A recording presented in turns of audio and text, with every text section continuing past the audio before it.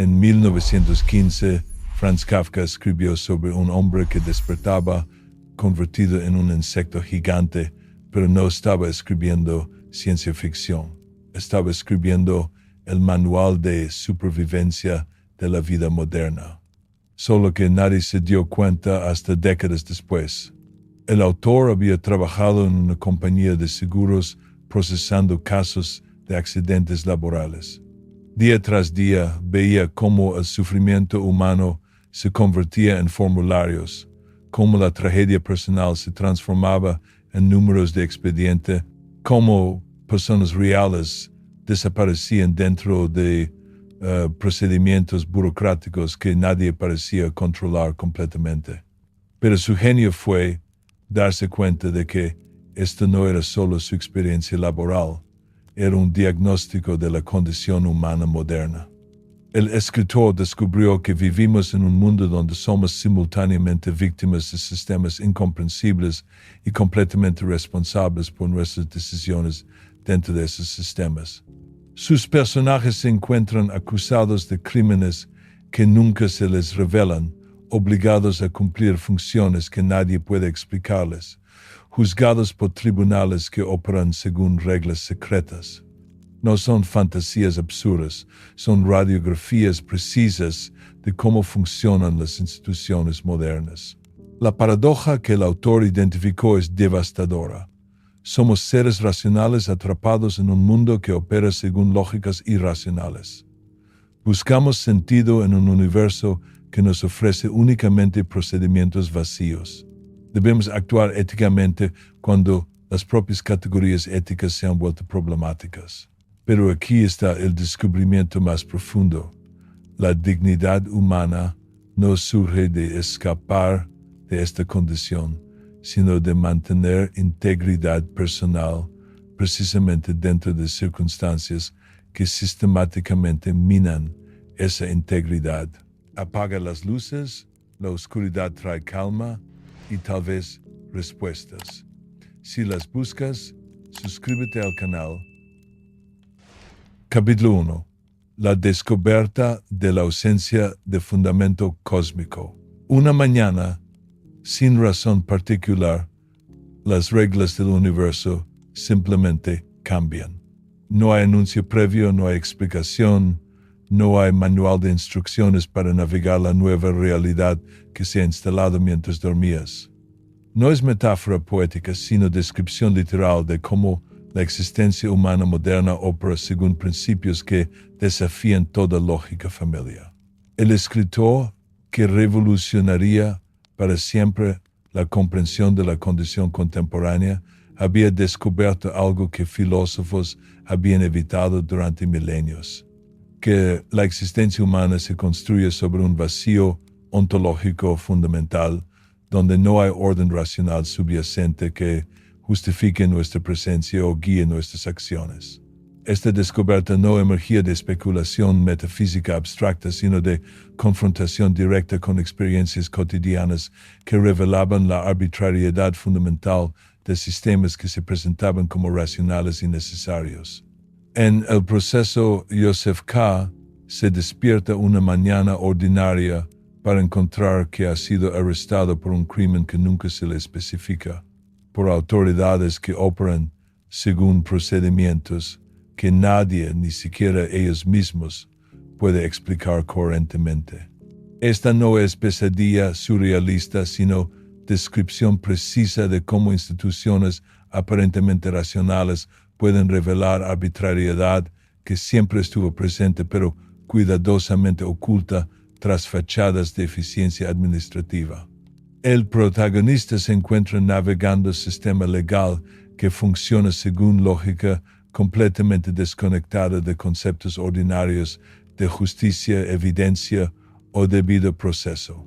Los tribunales existen en áticos, sótanos y espacios marginales que sugieren que el sistema oficial de justicia es meramente superficie que oculta operaciones más fundamentales que operan según principios incomprensibles. Cada intento de Joseph K. de comprender las reglas que gobiernan su situación lo conduce hacia nuevas capas de complejidad que hacen comprensión menos, no más, probable. Esta condición no se limitaba a sistemas legales, sino que se extendía a todas las instituciones que estructuraban experiencia moderna. En el castillo, el agrimensor K llega a una aldea para realizar trabajo que aparentemente había sido solicitado, solo para descubrir que nadie puede confirmar o negar su autorización, que las autoridades relevantes permanecen perpetuamente inaccesibles y que cada intento de clarificación genera nuevas confusiones que alejan resolución en lugar de aproximarla. ¿Por qué esta ausencia de fundamento cósmico era descubierta específicamente moderna? Porque sociedades tradicionales proporcionaban narrativas comprehensivas, religiosas, míticas, cosmológicas, que situaban experiencia humana individual dentro de esquemas más amplios de significado que hacían sentir el sufrimiento, injusticia y confusión como partes de planes divinos o procesos naturales más grandes. La modernidad había sistemáticamente demolido estas estructuras de significado sin reemplazarlas por alternativas viables, dejando individuos navegando realidad social compleja sin mapas conceptuales confiables. El autor documentaba meticulosamente cómo esta ausencia se manifestaba en instituciones que habían desarrollado vida propia independiente de propósitos humanos que supuestamente servían.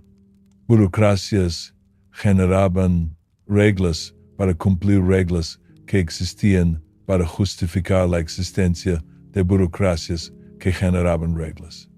Tribunales operaban para procesar casos sin referencia clara a ideales de justicia que nominalmente justificaban su existencia. Castillos funcionaban para mantener jerarquías complejas que nadie, incluyendo aquellos en posiciones de autoridad, comprendía completamente. Esta situación no era disfunción temporal, sino característica permanente de modernidad, donde sistemas habían alcanzado grados de complejidad que excedían capacidad humana de comprensión total. Los individuos se encontraban operando dentro de estructuras que los precedían, los excedían y operaban según lógicas que permanecían fundamentalmente opacas incluso para aquellos responsables de implementarlas diariamente. Pero ¿era esta condición necesariamente desesperanzadora? El autor sugería que aunque ausencia de fundamentos cósmicos eliminaba consolaciones tradicionales, también revelaba dimensiones de dignidad humana que solo se manifestaban cuando seres conscientes enfrentaban directamente su situación sin ilusiones protectoras. Joseph K. y otros protagonistas desarrollaban formas de integridad moral que no dependían de validación externa o coherencia sistemática, sino de capacidad de mantener humanidad básica en circunstancias que sistemáticamente la erosionaban.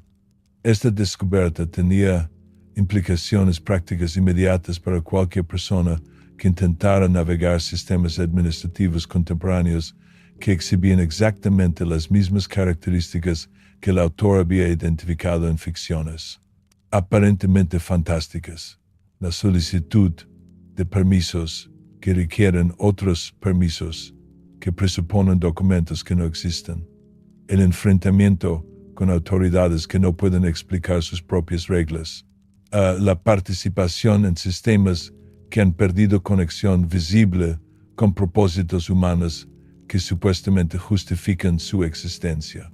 Reconocer ausencia de fundamento cósmico no conducía hacia nihilismo destructivo, sino hacia el reconocimiento de que responsabilidad personal se intensificaba precisamente cuando garantías externas desaparecían. Cuando autoridades trascendentes no proporcionaban justificaciones definitivas para acciones y decisiones, individuos se confrontaban con libertad radical que era simultáneamente liberadora y aterrorizante. Capítulo 2. La prisión de la libertad radical. Ser libre en el sentido moderno significa estar condenado a elegir constantemente entre opciones cuyas consecuencias permanecen incomprensibles y cuyos criterios de evaluación se han vuelto inciertos.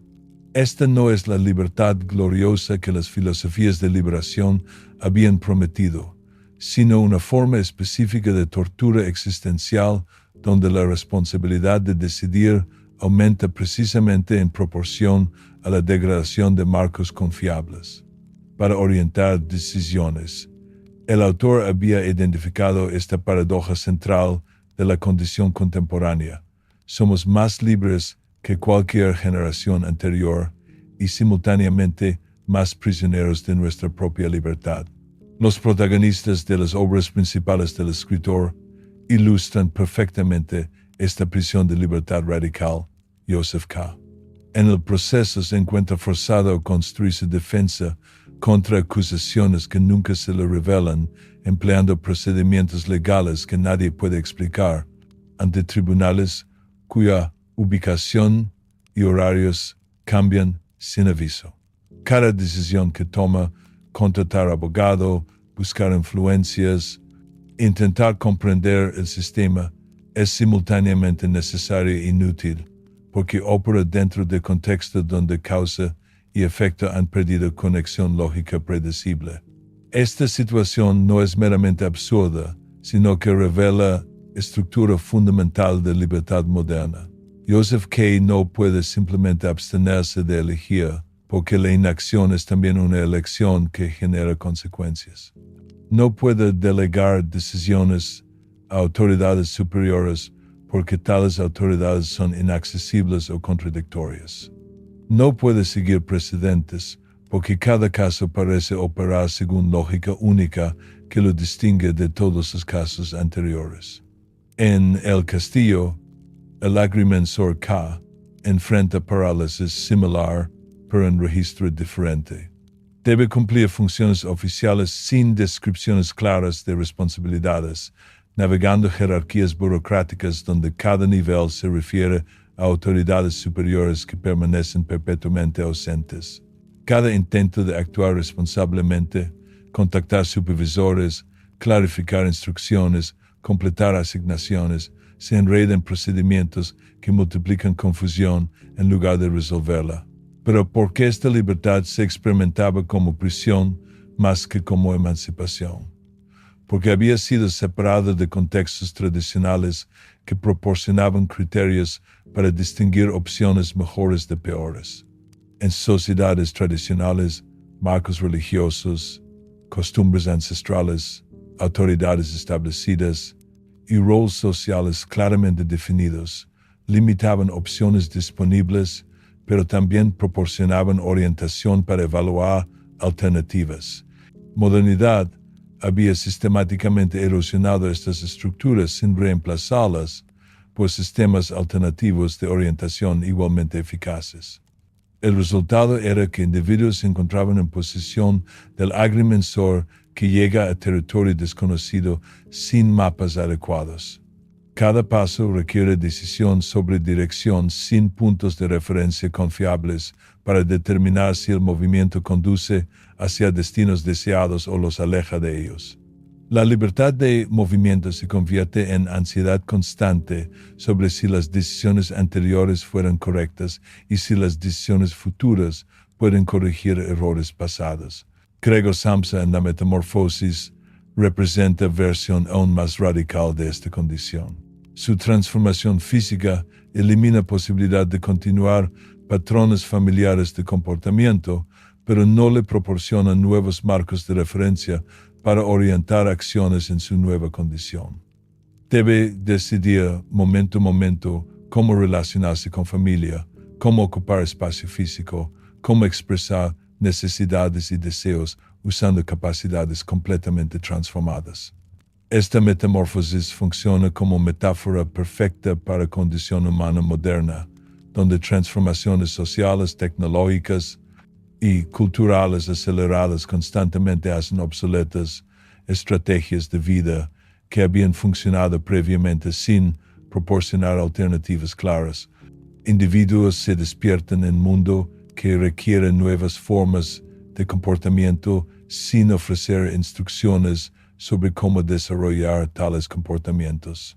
La libertad moderna también se caracterizaba por lo que el autor denominaba responsabilidad sin autoridad, individuos eran responsabilizados por resultados de decisiones que tomaban sin acceso a información necesaria para tomarlas inteligentemente. Joseph K. es responsable por su defensa, pero no puede saber de qué se está defendiendo. K. es responsable por cumplir funciones, pero no puede descubrir cuáles son estas funciones. Gregor es responsable por mantener relaciones familiares, pero carece de medios comunicativos para expresar sus intenciones. ¿Cómo respondían estos protagonistas a su situación imposible? No a través de rebelión heroica o resignación pasiva, sino a través de compromiso persistente con proyecto de mantener integridad personal, a pesar de circunstancias que hacían tal integridad difícil de definir o sustentar. Continuaban tomando decisiones y actuando según mejor comprensión disponible, incluso cuando reconocían inadecuación fundamental de su comprensión. Esta respuesta no era estoicismo tradicional que aceptaba el destino como expresión de orden cósmico racional, sino forma de dignidad que emergía precisamente de reconocimiento de que no había orden cósmico que justificara o consolara sufrimiento individual. Era dignidad que se mantenía a sí misma sin garantías externas, responsabilidad que se ejercía sin criterios definitivos, fidelidad que persistía sin objetos claramente identificables de fidelidad. Capítulo 3. La anatomía del aislamiento constitutivo. Cada ser humano habita una realidad subjetiva que permanece fundamentalmente incomunicable a otros, no debido a limitaciones temporales del lenguaje o circunstancias sociales adversas, sino debido a la naturaleza misma de la conciencia individual en un mundo donde códigos compartidos de significado han perdido su autoridad. El autor había identificado esta forma específica de soledad moderna que difería radicalmente del aislamiento social tradicional. No era problema que pudiera resolverse a través de mejor comunicación o vínculos comunitarios más fuertes, sino característica estructural de existencia consciente que se intensificaba precisamente a través de tentativas de superarla. Gregor Samsa en La Metamorfosis proporciona la ilustración más perfecta de esta condición existencial. Su transformación física es literalización de aislamiento que toda persona consciente experimenta, pero que usualmente permanece oculto tras convenciones sociales que crean ilusión de comprensión mutua. Gregor retiene completamente su conciencia humana, sus memorias, sus efectos hacia familia, su sentido de responsabilidad moral, pero estas continuidades psicológicas internas se vuelven incomunicables porque su forma física impide participación en rituales familiares y sociales que habían mediado expresión de interioridad. La tragedia de Gregor no es que se haya convertido en insecto, sino que descubre que incluso antes de la metamorfosis, aspectos esenciales de su experiencia interior permanecían inaccesibles a otros miembros de su familia. La transformación simplemente hace visible una incomunicabilidad que siempre había existido, pero que había permanecido oculta tras rutina de trabajo, conversaciones superficiales sobre asuntos domésticos y gestos familiares que proporcionaban ilusión de comprensión compartida. ¿Por qué esta incomunicabilidad era característica específicamente moderna? Porque sociedades tradicionales habían proporcionado narrativas, rituales y roles sociales compartidos que permitían a individuos localizar sus experiencias particulares dentro de un marco más amplio de significado común. La modernidad había erosionado estos sistemas de mediación cultural sin reemplazarlos por alternativas igualmente eficaces, dejando personas encerradas en subjetividades privadas que carecían de vocabulario público para expresión adecuada. Joseph K. en el proceso experimenta forma paralela de aislamiento que se manifiesta no a través de transformación física, sino a través de inserción en sistema legal que opera según lógica completamente opaca a él. Cada intento de comunicar su situación a otros, familia, colegas, abogado, resulta en malentendidos que aumentan su alienación en lugar de disminuirla. No es que otros sean maliciosos o indiferentes, sino que carecen de marcos conceptuales necesarios para comprender la experiencia que está viviendo. Esta situación revela la dimensión más profunda del aislamiento constitutivo, que experiencias más significativas frecuentemente son aquellas que menos se prestan a comunicación a través de vocabularios disponibles en dominio público. El sufrimiento existencial, confusión moral, ansiedades sobre significado y propósito, confrontaciones con mortalidad y finitud. Todas esas dimensiones centrales de experiencia humana carecen de formas de expresión que permitan compartir genuino entre personas. El escritor también identificó como tentativas de superar aislamiento a través de intimidad romántica o sexual frecuentemente intensificaban la experiencia de separación. Los personajes en sus obras que buscan conexión a través de relaciones físicas descubren que intimidad corporal no garantiza acceso a interioridad del otro, sino que puede intensificar conciencia de límites que separan una subjetividad de otra. En El Castillo, que desarrolla relaciones con aldeanas locales que prometen conexión con comunidad.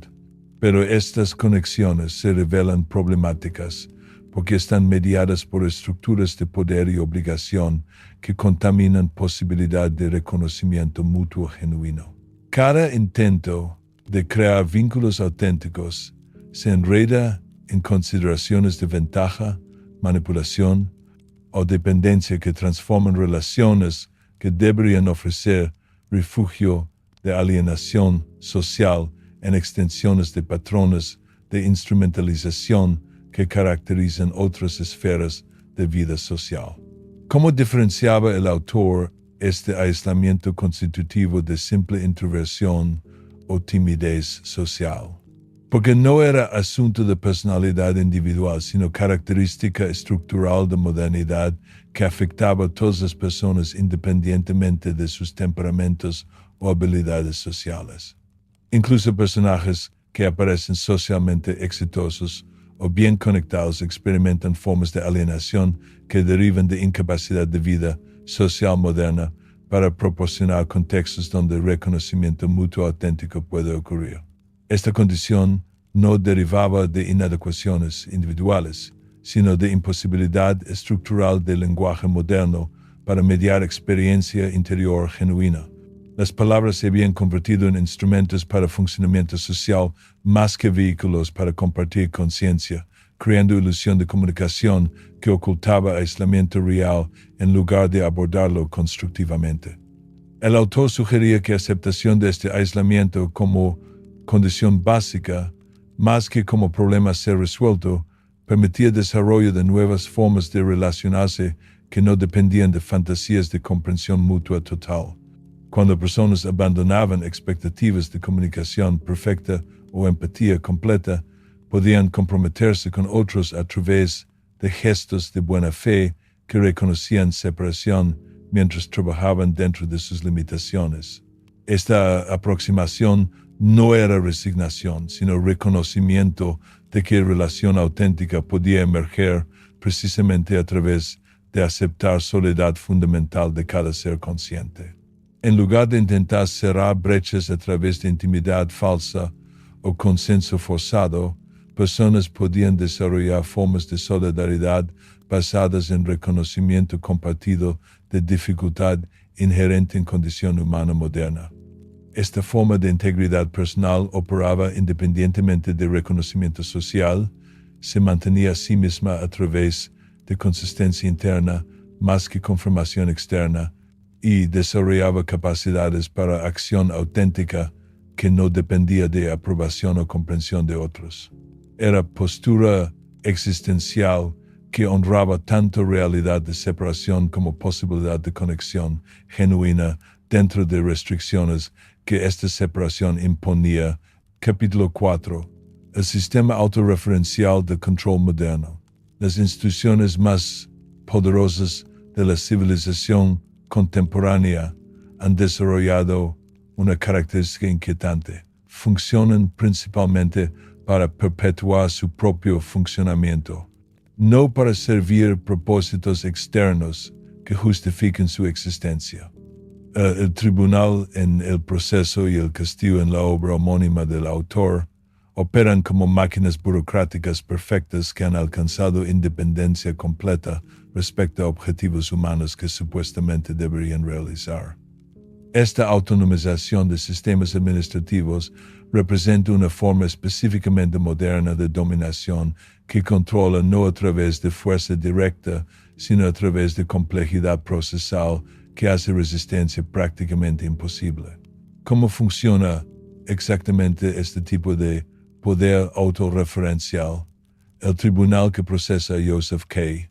no necesita justificar sus procedimientos refiriéndose a conceptos externos de justicia, evidencia o debido proceso. Ha desarrollado lógica interna tan elaborada que se autovalida sin referencia a criterios externos.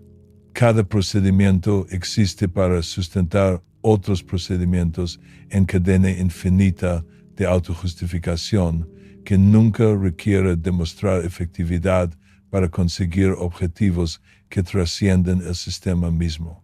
Esta dinámica se manifiesta vívidamente en la estructura física de los tribunales que Joseph K. descubre. Operan en áticos claustrofóbicos, sótanos húmedos, espacios marginales, que sugieren que el sistema oficial de justicia es meramente fachada que oculta operaciones más fundamentales. Los tribunales reales no necesitan legitimidad pública porque han desarrollado formas de poder que operan independientemente de reconocimiento o consenso social. Los funcionarios dentro de estos sistemas exhiben característica crucial. Obedecen reglas sin comprender lógica total que las gobierna. Cada nivel jerárquico sigue instrucciones del superior inmediato sin acceso a comprensión total de estructura o propósitos del sistema. Esta fragmentación del conocimiento hace imposible localizar responsabilidad final porque nadie posee visión comprensiva que permitiría evaluación crítica del funcionamiento total. En el castillo, esta dinámica se intensifica hasta niveles absurdos. El agrimensor K nunca logra contactar autoridades relevantes porque cada funcionario se refiere a otros funcionarios en cadena ascendente que nunca alcanzan el nivel donde decisiones finales supuestamente se toman. Las autoridades superiores permanecen perpetuamente ausentes, ocupadas con asuntos más importantes o disponibles únicamente a través de procedimientos tan complejos que hacen acceso prácticamente imposible. ¿Por qué esta autorreferencia sistemática representaba forma especialmente eficaz de control social? Porque eliminaba necesidad de justificación externa mientras creaba ilusión de racionalidad a través de procedimientos elaborados. Los sujetos sometidos a tales sistemas no podían atacar su legitimidad porque no existía principio organizativo coherente que pudiera ser criticado. Cada aspecto particular del sistema se justificaba refiriéndose a otros aspectos en red circular que no tenía centro identificable. Esta forma de poder también neutralizaba resistencia convirtiendo protestas en más material para el procesamiento administrativo. Cuando Joseph K. intenta defenderse, sus esfuerzos se incorporan al sistema como evidencia adicional que requiere más procesamiento. Cada acto de resistencia se convierte en colaboración involuntaria que fortalece exactamente los mecanismos que pretende desafiar. Los abogados, escribanos y intermediarios que poblaban estos sistemas desarrollaban intereses económicos en perpetuar complejidad que hacía sus servicios necesarios. No querían resolver casos sino mantenerlos activos indefinidamente para justificar sus honorarios.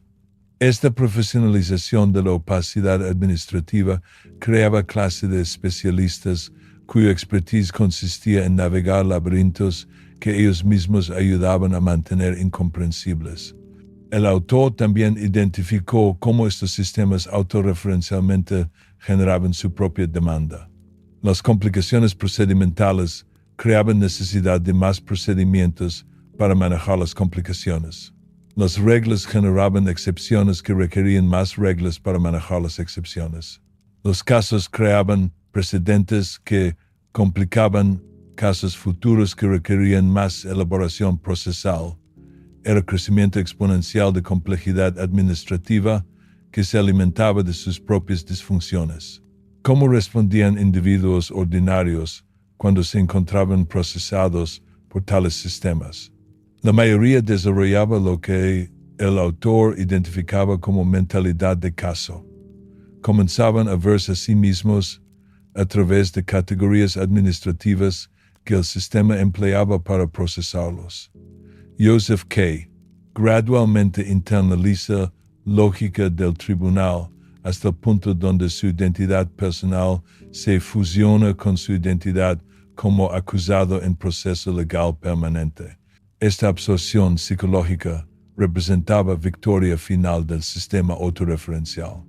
No necesitaba convencer personas de su legitimidad, sino simplemente convertirlas en participantes que aceptaban sus categorías como marco inevitable para autocomprensión.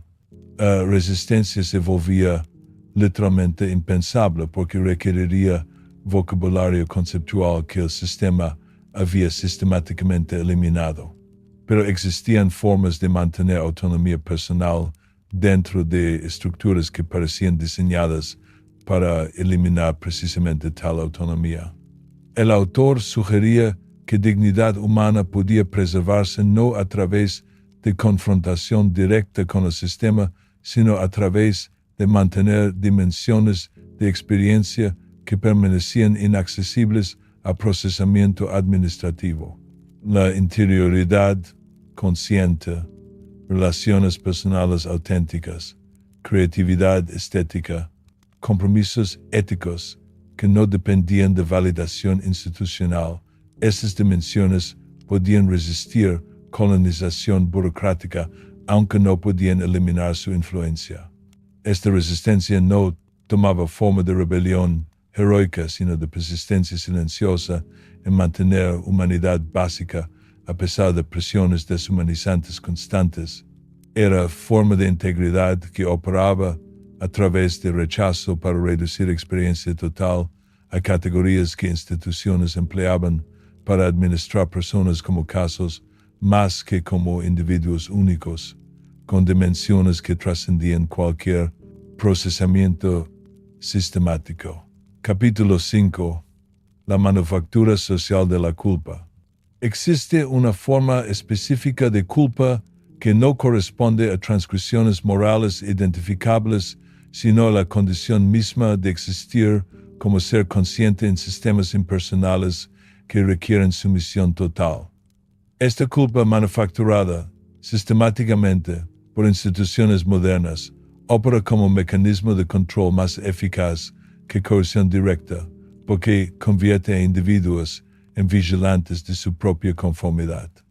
El autor había identificado cómo esta culpa existencial se cultiva deliberadamente para crear poblaciones que se autovigilan a través de ansiedad constante sobre adecuación moral, generando responsabilidad desproporcionada por circunstancias que permanecen fuera de control individual. Joseph K. en El proceso experimenta esta forma paradigmática de culpa sin crimen. Su arresto genera inmediatamente sensación de haber hecho algo fundamentalmente incorrecto, aunque ninguna acusación específica se formula contra él. Esta culpa no deriva de memoria de transgresión particular, sino de estructura misma de la situación que presupone culpabilidad como condición para procesamiento. El sistema legal que lo captura opera según lógica donde ser acusado ya constituye evidencia de culpa que debe probarse a través de participación en procedimientos diseñados para confirmar presunciones iniciales. Esta inversión de principios legales básicos revela característica más general de poder moderno, sistemas que crean las condiciones que justifican su intervención. Joseph K.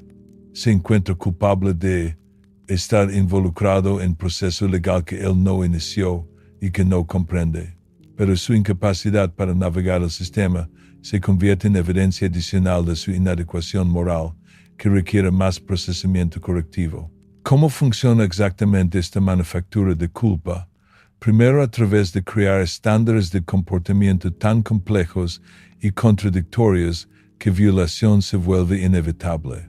Las reglas que gobiernan conducta apropiada se multiplican hasta el punto donde nadie puede cumplir todas simultáneamente, garantizando que todos los individuos sean técnicamente transgresores que merecen sanción. Esta transgresión universal crea estado permanente de vulnerabilidad donde autoridades pueden intervenir selectivamente según conveniencia administrativa.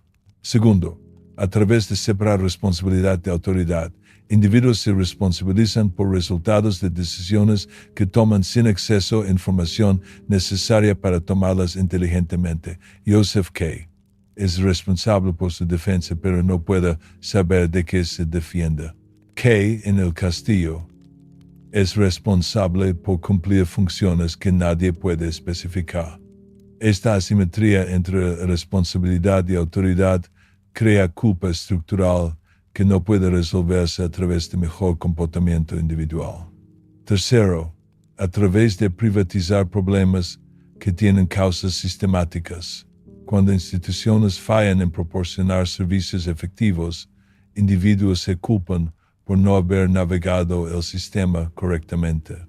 Cuando burocracias crean obstáculos irracionales, víctimas asumen que deben haber malentendido procedimientos.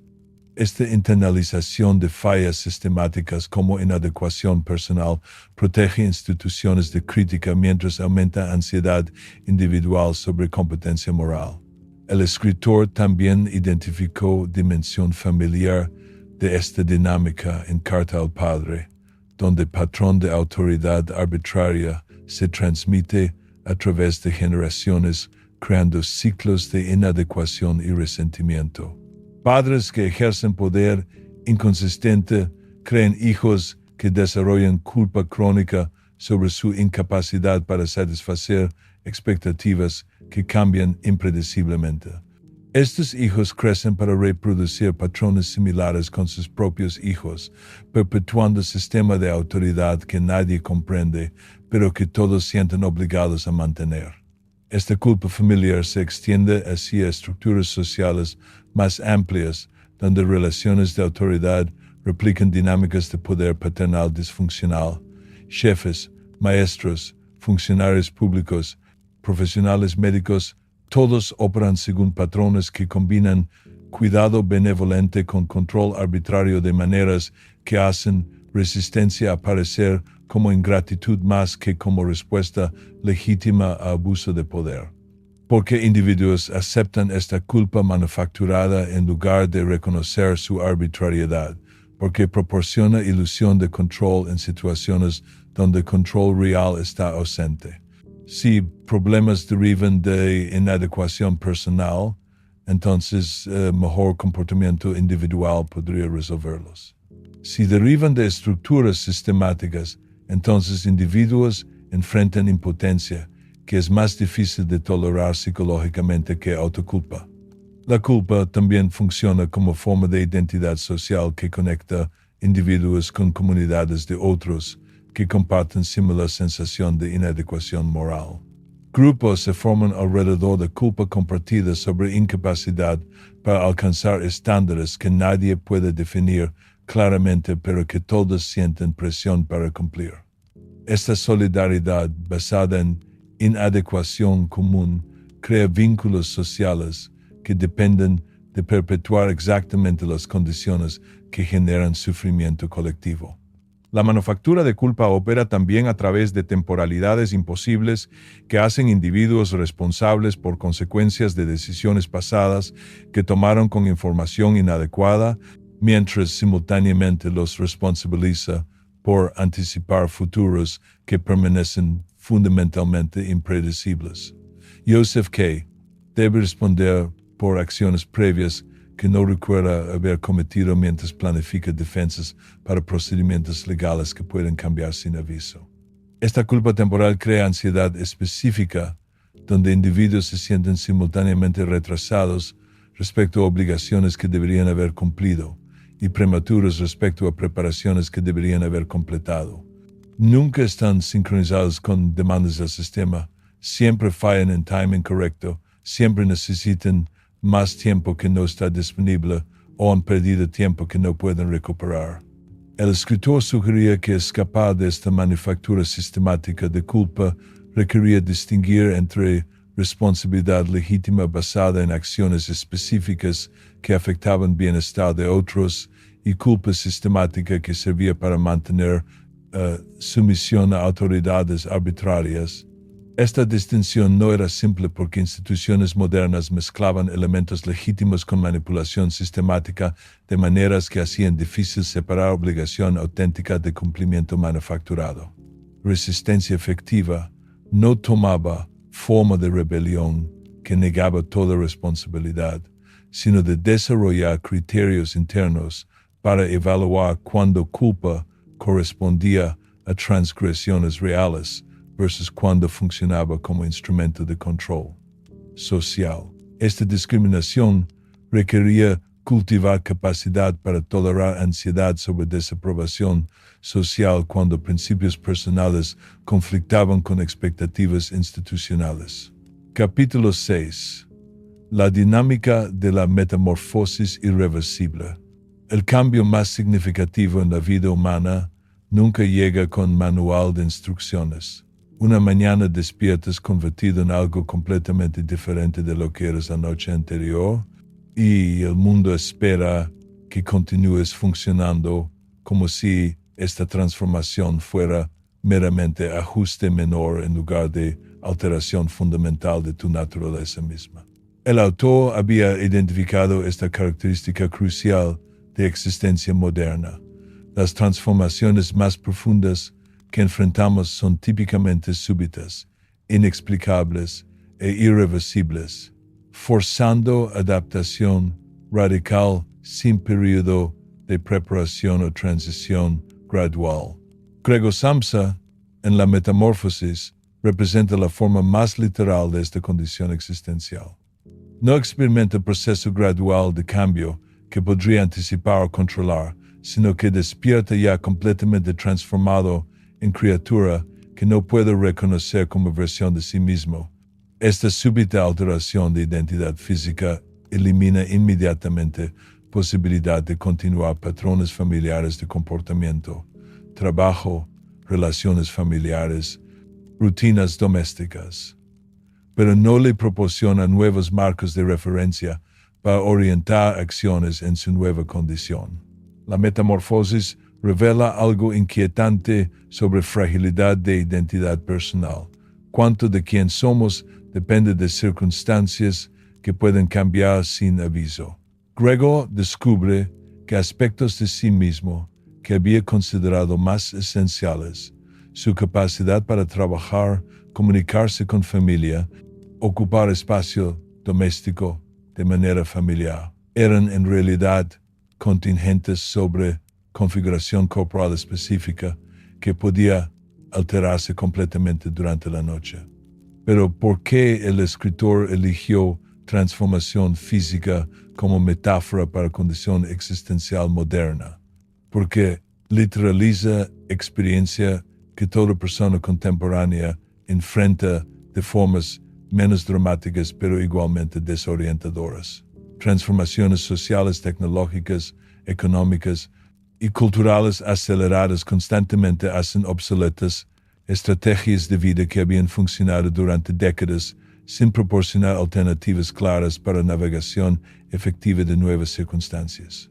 Profesiones enteras desaparecen debido a automatización, comunidades se dispersan debido al desarrollo urbano, tradiciones familiares se vuelven irrelevantes cuando generaciones más jóvenes adoptan valores completamente diferentes. Tecnologías transforman formas básicas de comunicación y socialización de maneras que hacen competencias sociales previas inadecuadas. Cada una de estas transformaciones requiere adaptación tan radical como la que Gregor debe emprender, aunque menos visiblemente dramática. La metamorfosis también expone arbitrariedad de categorías que empleamos para organizar experiencia social. Gregor retiene memoria, afectos y comprensión moral, pero estas continuidades psicológicas se vuelven socialmente irrelevantes porque su forma física lo excluye de participación en rituales que mediaban reconocimiento mutuo.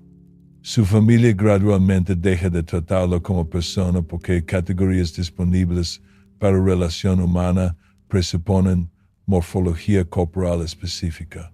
Esta revelación sobre arbitrariedad de categorías sociales se extiende hacia otras formas de exclusión que operan según lógicas similares. Personas que envejecen, que desarrollan discapacidades, que pierden empleos, que experimentan crisis mentales, que se divorcian después de décadas de matrimonio. Todas descubren que cambios en circunstancias pueden alterar fundamentalmente cómo otros las perciben y tratan, independientemente de continuidades en personalidad, valores o capacidades que permanecen intactas. El autor también exploraba dimensión temporal específica de metamorfosis irreversible, la imposibilidad de regresar a estados anteriores incluso cuando condiciones actuales se revelan insatisfactorias. Gregor no puede revertir su transformación a través de esfuerzo voluntario o intervención externa. Debe adaptarse a su nueva condición usando recursos que posee en presente, sin esperanza de recuperar capacidades perdidas. Esta irreversibilidad temporal caracteriza muchas transiciones importantes en vida moderna, donde puentes se queman sin reconocimiento completo de implicaciones. Decisiones sobre educación, carrera, matrimonio, paternidad, migración, todos involucran compromisos que alteran fundamentalmente el rango de opciones futuras de maneras que frecuentemente no se comprenden completamente hasta después de que consecuencias se vuelvan irreversibles. ¿Cómo responden otros personajes a metamorfosis de Gregor? Inicialmente con shock y confusión, después con esfuerzos para mantener normalidad a través de tratar situación como inconveniente temporal que puede manejarse a través de ajustes menores. Finalmente, con aceptación de que transformación ha alterado permanentemente estructura familiar de maneras que requieren adaptación sistemática de todos los miembros. Esta progresión revela patrón común en respuestas sociales a cambio disruptivo, negación inicial, intentos para mantener status quo, reconocimiento gradual de necesidad para adaptación sistemática y eventualmente aceptación de nueva normalidad que incorpora cambios sin necesariamente reconciliarse con pérdida de arreglos previos. Familias, instituciones y comunidades todas experimentan procesos similares cuando confrontadas con transformaciones que resisten absorción en marcos existentes. La metamorfosis irreversible también genera forma específica de duelo para identidad perdida que se complica por facto de que persona que ha cambiado permanece presente, pero en forma que hace relación previa imposible. La familia de Gregor debe lamentar pérdida de hijo y hermano, mientras simultáneamente cuidar criatura que retiene alguna continuidad psicológica con persona que están lamentando. Esta pérdida ambigua crea duelo que no puede resolverse a través de rituales tradicionales, porque no está claro exactamente qué se ha perdido y qué permanece. ¿Qué recursos poseen individuos cuando enfrentan transformaciones que requieren reestructuración fundamental de autocomprensión? El autor sugería que dignidad humana emergía precisamente a través de capacidad para mantener alguna forma de integridad personal durante periodos de discontinuidad radical, Esta integridad no consistía en preservar características específicas o capacidades, sino en desarrollar flexibilidad que permitía adaptación sin pérdida completa de algo reconocible como self. Esta adaptabilidad requería cultivar identidad que no dependía exclusivamente sobre circunstancias externas, roles sociales o capacidades físicas, sino que incorporaba capacidad para comprometerse productivamente con condiciones inesperadas. Era forma de resiliencia que operaba a través de aceptar cambio como característica permanente de existencia moderna, más que como disrupción temporal de funcionamiento normal. 7. La imposibilidad estructural de la verdad definitiva. La búsqueda de comprensión completa se revela como proyecto fundamentalmente imposible, porque cada respuesta auténtica genera nuevas preguntas más complejas que la precedieron, y cada explicación que parece resolver un misterio revela nuevas capas de opacidad que habían permanecido invisibles hasta ese momento. El autor había identificado esta característica epistemológica de existencia moderna. Vivimos en perpetua aproximación a verdades que retroceden conforme nos acercamos a ellas. No porque seamos intelectualmente deficientes, sino porque la relación entre conciencia finita y realidad compleja está estructurada de manera que hace comprensión total imposible por principio. Kay, en El Castillo, nunca consigue información definitiva sobre sus funciones como agrimensor, porque cada funcionario que contacta lo refiere a otros funcionarios que poseen información más precisa, en cadena ascendente, que nunca alcanza el nivel donde el conocimiento completo supuestamente reside. Esta no es conspiración deliberada para ocultar información, sino característica estructural de organizaciones complejas, donde el conocimiento total no existe en ningún lugar específico, sino que está distribuido fragmentariamente a través de múltiples niveles que no se comunican comprensivamente entre sí. Joseph Kay. En el proceso, nunca descubre su acusación, no porque autoridades quieran mantenerlo ignorante, sino porque la naturaleza de su transgresión no puede formularse en términos específicos que permitirían defensa convencional. Su culpa es existencial. Deriva de su participación en formas de vida que generan responsabilidad que excede cualquier acción particular identificable. Cada intento de obtener claridad sobre su situación legal lo conduce hacia nuevas dimensiones de complejidad que alejan resolución en lugar de aproximarla. Esta estructura epistemológica, donde búsqueda de verdad genera más preguntas que respuestas, no era limitación cognitiva temporal, sino característica permanente de relación entre mente humana y realidad social que había alcanzado niveles de elaboración que excedían capacidad individual de comprensión total. Los sistemas modernos, económicos, legales, tecnológicos, políticos, habían desarrollado grados de complejidad que los hacían opacos incluso para especialistas que los operaban profesionalmente. ¿Por qué esta opacidad sistemática se había intensificado específicamente en modernidad? Porque división de trabajo y especialización habían fragmentado conocimiento de manera que ningún individuo podía comprender el funcionamiento total de instituciones en las cuales participaba. Cada persona poseía pericia en dominio limitado, pero carecía de marcos conceptuales para integrar su conocimiento especializado con comprensión del sistema total del cual formaba parte. El escritor también identificó dimensión temporal específica de esta imposibilidad epistemológica. Las verdades que individuos descubrían sobre sus circunstancias frecuentemente se volvían obsoletas antes de que pudieran aplicarse efectivamente para navegar situaciones que las habían generado. Joseph Kay. Gradualmente desarrolló comprensión sofisticada sobre el funcionamiento del tribunal, pero esta comprensión llega demasiado tarde para alterar el resultado de su proceso.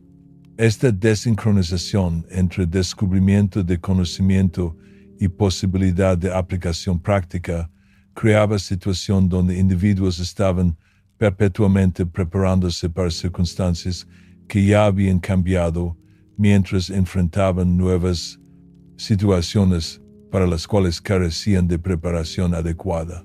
Era condición de estar siempre retrasado respecto al conocimiento necesario para navegar presente efectivamente.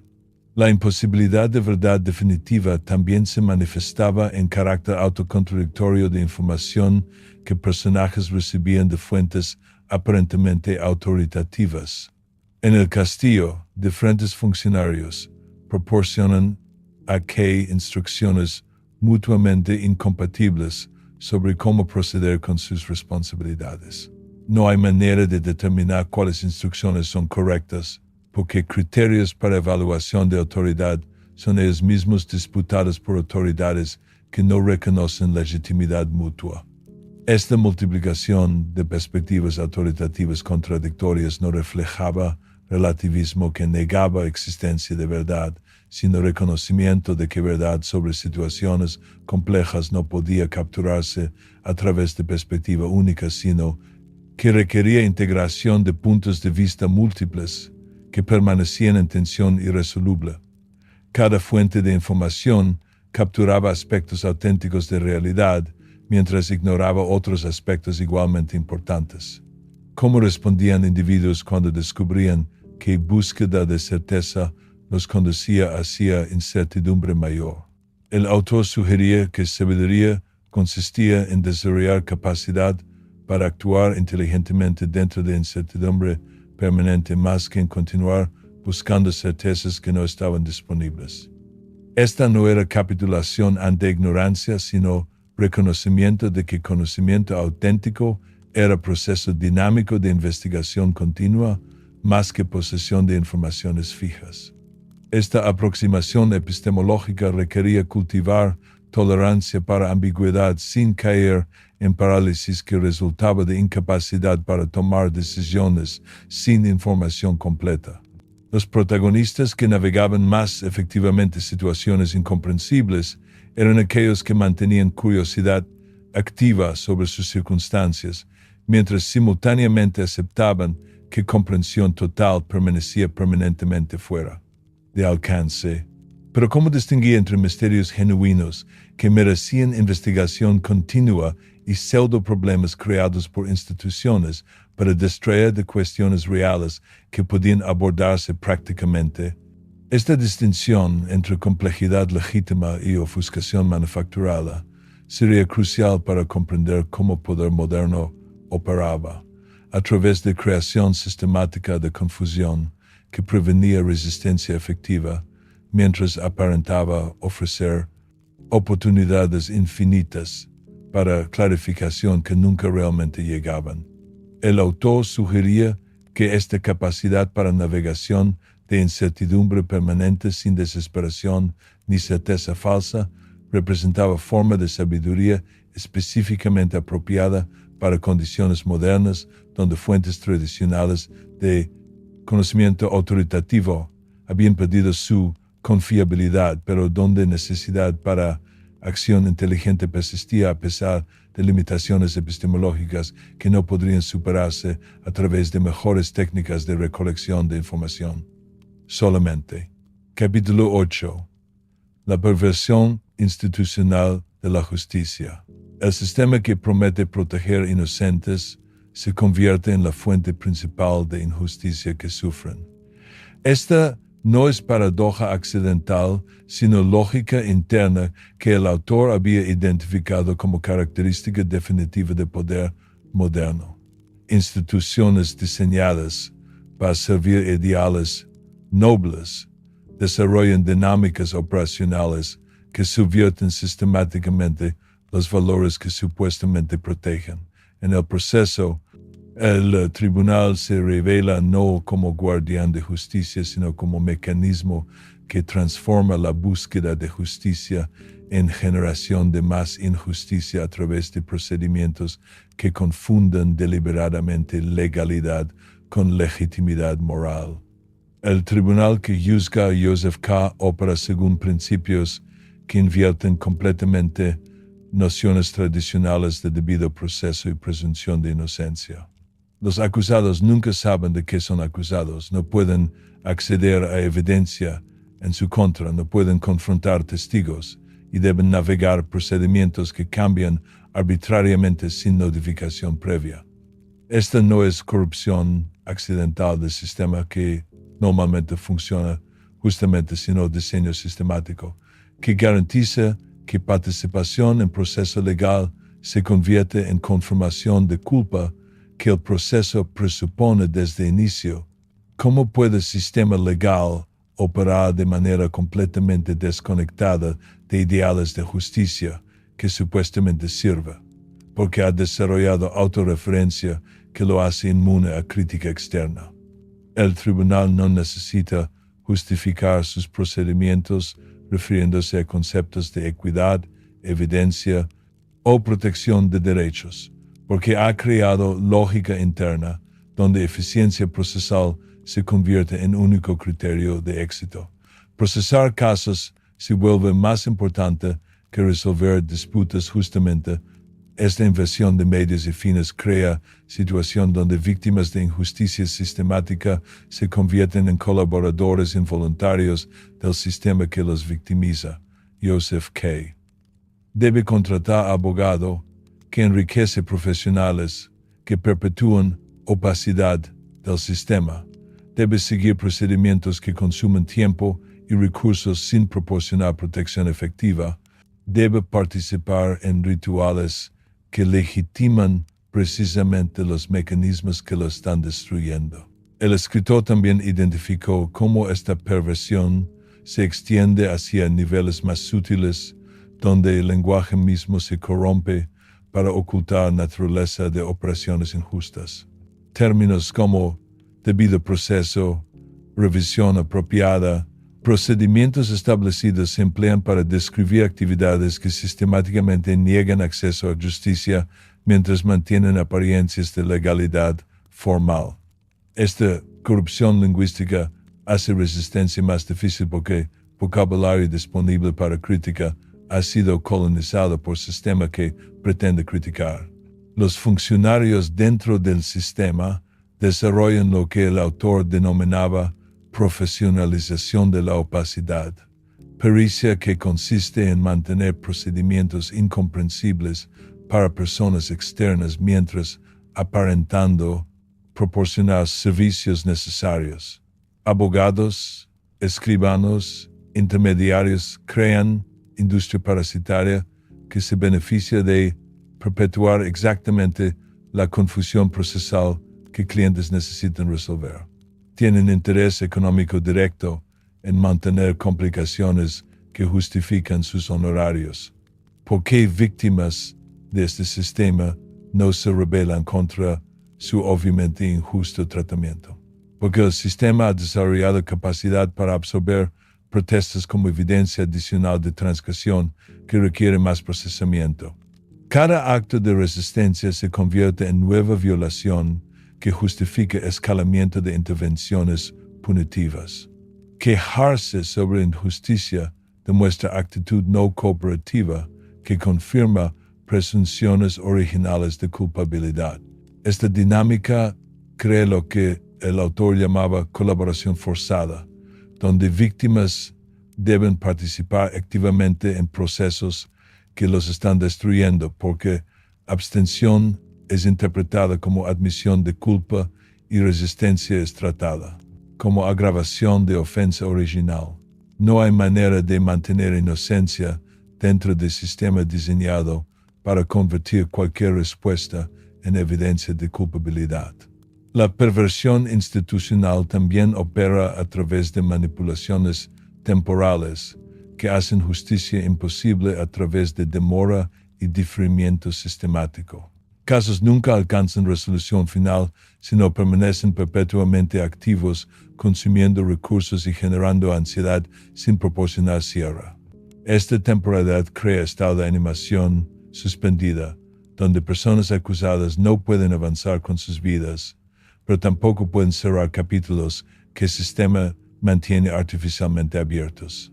El escritor sugería que esta corrupción de instituciones de justicia no era aberración temporal que podía corregirse a través de reformas, sino característica estructural de poder burocrático moderno que convierte cualquier ideal noble en mecanismo para mantener control.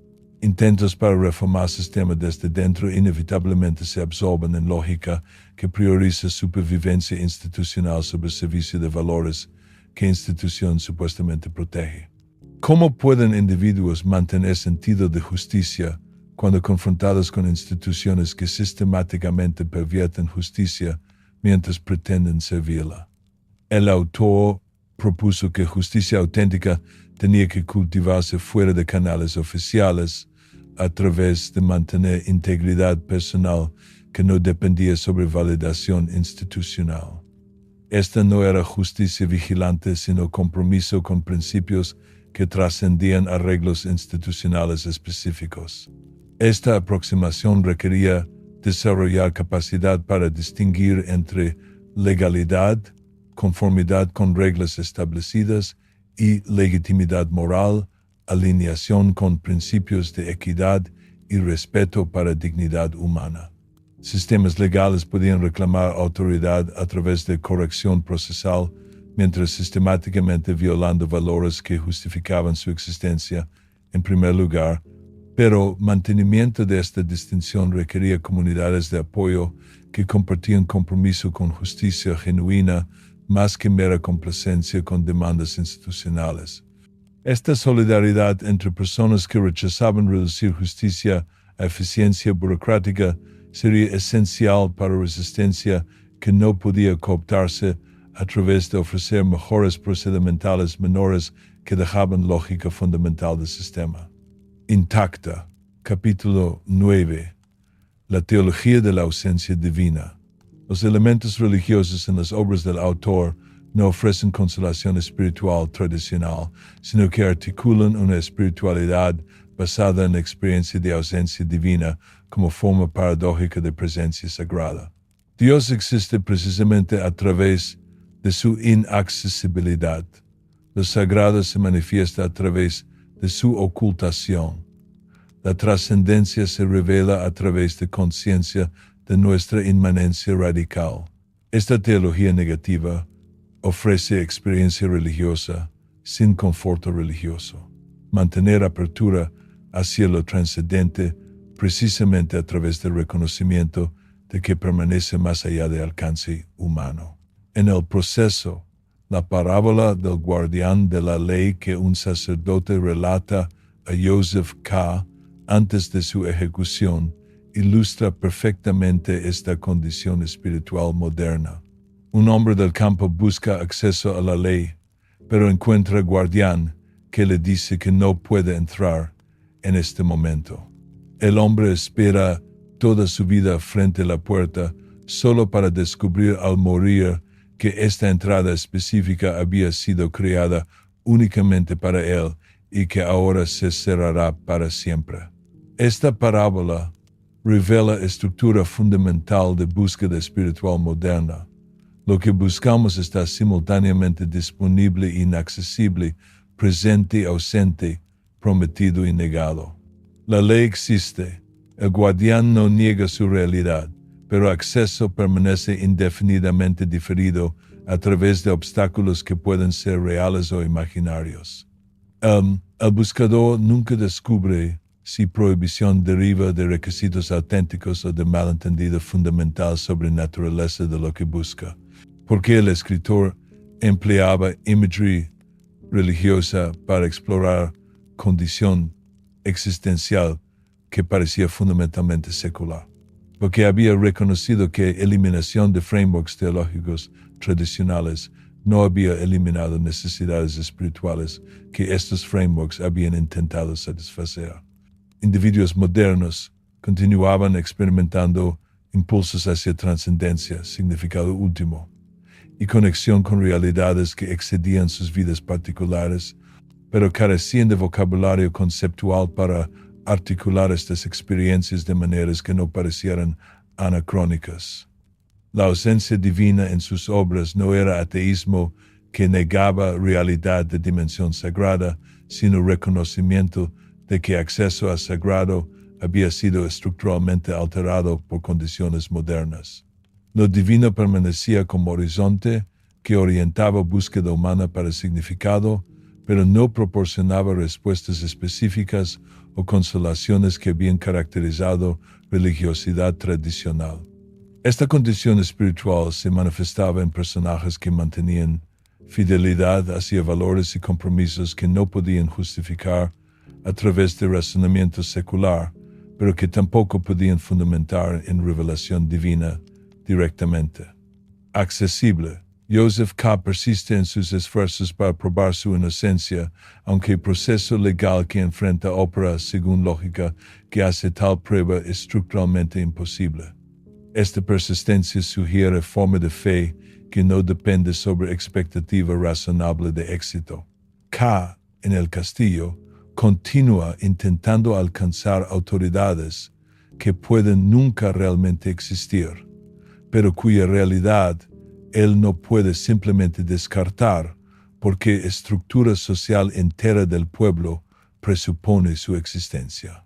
Esta búsqueda simultáneamente absurda y necesaria refleja condición de personas que no pueden abandonar búsqueda para significado trascendente, pero que tampoco pueden acceder a tal significado a través de canales religiosos tradicionales.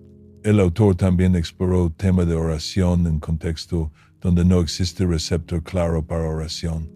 Personajes hablan hacia autoridades que pueden no escucharlos, hacen peticiones que pueden no procesarse y mantienen esperanza para respuestas que pueden nunca llegar.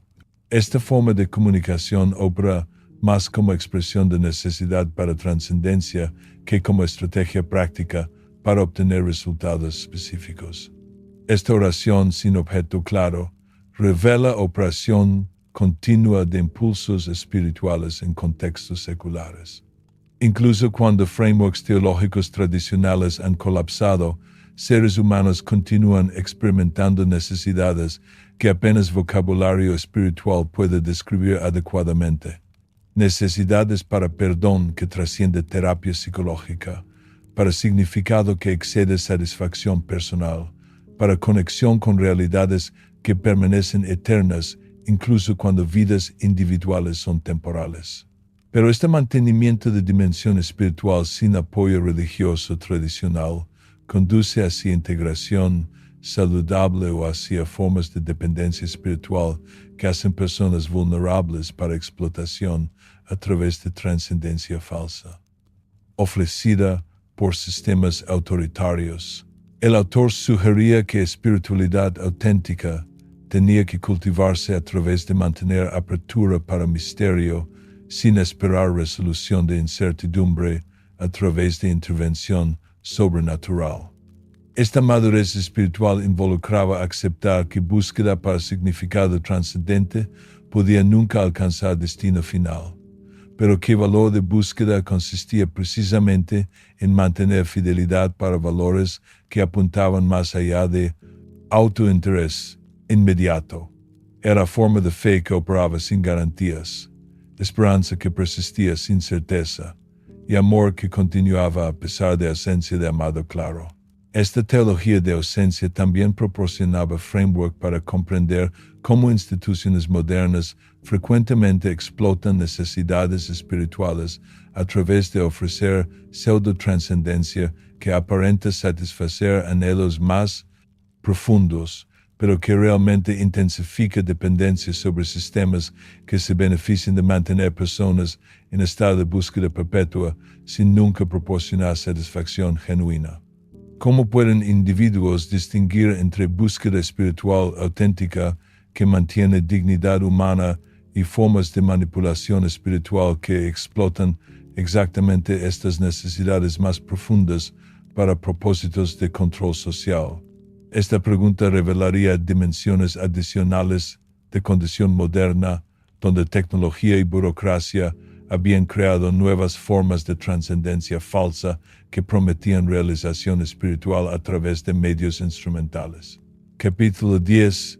El colapso comunicativo del lenguaje moderno.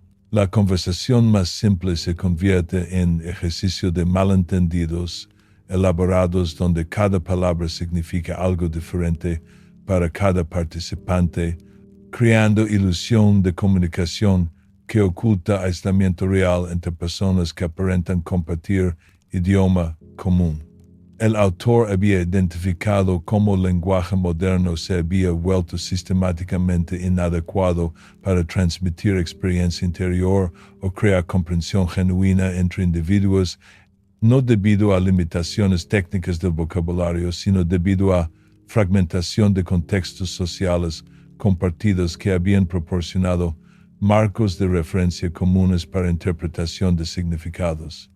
Los diálogos en las obras del escritor exhiben característica inquietante. Personajes emplean palabras aparentemente familiares, pero operan con suposiciones completamente diferentes sobre qué esas palabras significan en práctica. Cuando Joseph K. pregunta sobre la naturaleza de su acusación, recibe respuestas que emplean terminología legal reconocible, pero que no proporcionan información que él puede utilizar para comprender su situación o formular defensa efectiva. Esta ruptura comunicativa no deriva de intención maliciosa de ocultar información, sino de facto de que diferentes participantes en conversación operan dentro de frameworks conceptuales que han llegado a ser tan especializados que ya no comparten suficiente terreno común para comprensión mutua. Profesionales legales hablan lenguaje que suena como discurso ordinario, pero que realmente funciona según lógica específica que permanece opaca para personas fuera del sistema legal.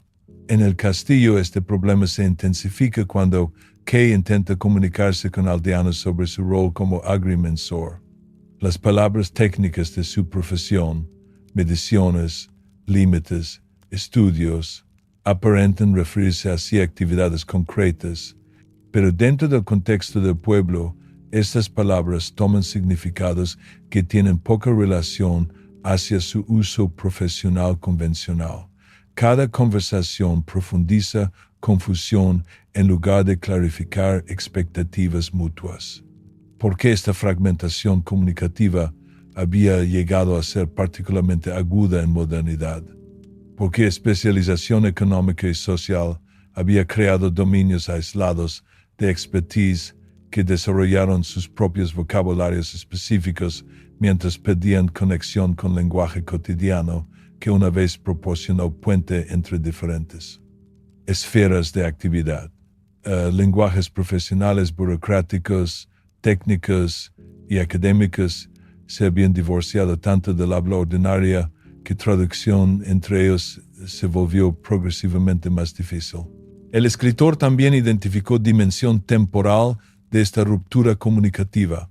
Conversaciones frecuentemente operan según marcos temporales diferentes que hacen sincronización imposible. Discurso burocrático asume diferimiento indefinido de toma de decisiones, mientras individuos necesitan respuestas inmediatas para problemas prácticos. Esta disparidad temporal crea frustración que intensifica falla comunicativa independiente de buenas intenciones de participantes. Tecnología que prometía mejorar comunicación, como teléfono en algunas obras del autor, realmente intensifica malentendidos a través de crear expectativas falsas de inmediatez y claridad. Conversaciones telefónicas en sus narrativas típicamente resultan en mayor confusión que encuentros cara a cara porque remueven señales visuales y contextuales que ayudan a compensar para inadecuaciones lingüísticas mientras crean impresión de que comunicación debería ser más eficiente que realmente posible. Esta mediación tecnológica de comunicación también introduce nuevas formas de distorsión, donde el medio mismo se convierte en obstáculo para entendimiento. Mensajes se pierden, conexiones se interrumpen, voces se vuelven poco claras y participantes deben navegar dificultades técnicas además de conceptuales. Tecnología promete resolver problemas comunicativos, pero frecuentemente añade capas de complejidad que hacen comprensión genuina, incluso más elusiva. ¿Cómo responden individuos cuando descubren que sus intentos para comunicarse consistentemente resultan en mayor aislamiento más que conexión? El autor sugería que sabiduría consistía en desarrollar tolerancia para malentendido como característica inevitable de interacción humana, más que como problema temporal que podía resolverse a través de mejores técnicas o tecnologías. Esta aceptación no era resignación, sino reconocimiento de que comunicación auténtica podía requerir abandonar expectativas de comprensión perfecta en favor de metas más modestas, de mantener diálogo de buena fe a pesar de limitaciones estructurales. Personas podían continuar hablando hacia cada otro sin garantía de que sus palabras serían entendidas según sus intenciones, pero el valor de tal comunicación residía en gesto de alcanzar más que en logro de comprensión mutua completa. Esta aproximación requería desarrollar capacidad para distinguir entre fallas comunicativas que resultaban de limitaciones estructurales del lenguaje y aquellas que derivaban de ofuscación deliberada diseñada para mantener asimetrías de poder. Algunos malentendidos eran consecuencias inevitables de complejidad inherente en organización social moderna, mientras otros eran manufacturados para prevenir resistencia efectiva para sistemas que se beneficiaban de confusión y atomización de poblaciones.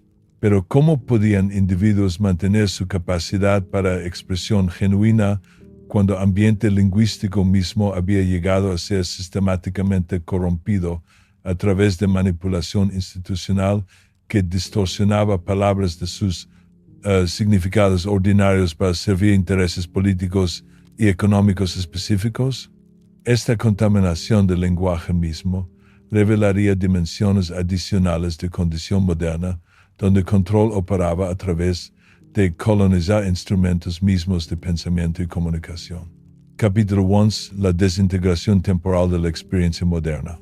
El tiempo se ha roto en fragmentos incompatibles que generan una forma específica de alienación, donde ritmos internos de vida personal chocan sistemáticamente con temporalidades institucionales que operan según lógicas completamente ajenas a necesidades humanas básicas. El autor había identificado esta desincronización como característica definitiva de modernidad. Individuos existen en estado de espera perpetua por eventos que pueden nunca llegar, presos entre memorias que han perdido continuidad narrativa y futuros que permanecen radicalmente inciertos. Los personajes en las obras del escritor experimentan tiempo como serie de duraciones contradictorias que no pueden sincronizarse coherentemente. Joseph K. debe responder inmediatamente a citaciones legales que llegan sin aviso, mientras simultáneamente espera indefinidamente por información sobre su caso que puede nunca proporcionarse. Su vida se divide entre urgencia ansiosa para resolver situación que amenaza su existencia y paralización prolongada durante periodos donde no puede tomar acción constructiva. Esta fragmentación temporal crea estado psicológico específico donde el presente se experimenta como provisional permanente, condición que no puede aceptarse como normal, pero que tampoco puede resolverse a través de esfuerzo individual. Los protagonistas viven en constante preparación para futuros, que requieren decisiones que no pueden tomar porque carecen de información necesaria, mientras simultáneamente lidian con consecuencias de decisiones pasadas que tomaron en circunstancias completamente diferentes. En El Castillo, K experimenta versión aún más extrema de esta desintegración temporal. Debe cumplir responsabilidades como agrimensor dentro del marco temporal que nunca se especifica, usando procedimientos que cambian sin notificación para autoridades que permanecen perpetuamente inaccesibles. Cada día trae nuevos requerimientos que contradicen instrucciones previas creando caos temporal que hace planificación a largo plazo imposible mientras demanda cumplimiento inmediato con obligaciones que no pueden definirse claramente. ¿Por qué esta desintegración temporal se había intensificado específicamente en modernidad? Porque industrialización y burocratización habían creado múltiples sistemas temporales que operaban simultáneamente sin coordinación efectiva. Tiempo de reloj de horarios de producción conflictaba con ritmos biológicos de cuerpos humanos.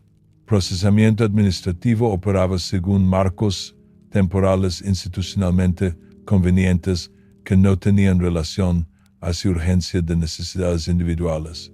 Ciclos económicos imponían sus propias demandas temporales que ignoraban etapas de vida personal. El escritor también identificó dimensión tecnológica de esta alienación temporal. Tecnologías de comunicación creaban expectativa de respuesta instantánea, mientras procedimientos burocráticos requerían periodos de procesamiento extendidos. Individuos se esperaba que estuvieran inmediatamente disponibles para demandas institucionales, mientras simultáneamente esperando indefinidamente para servicios institucionales. Esta asimetría generaba ansiedad constante sobre timing, que intensificaba sensación de estar perpetuamente fuera de sincronización con sistemas que controlaban aspectos esenciales de sus vidas. Esta fragmentación temporal también afectaba memoria y formación de identidad de maneras que hacían sentido continuo de self difícil de mantener. Cuando circunstancias externas cambian rápida e impredeciblemente, experiencias pasadas pierden su relevancia para toma de decisiones presente. Conocimiento y habilidades adquiridas durante periodos previos se vuelven obsoletas sin aviso. Relaciones y compromisos hechos durante contextos temporales diferentes pierden su significado cuando circunstancias se alteran fundamentalmente. ¿Cómo responden individuos cuando descubren que su sentido personal de timing conflicta sistemáticamente con demandas temporales de instituciones sobre las cuales depende su supervivencia?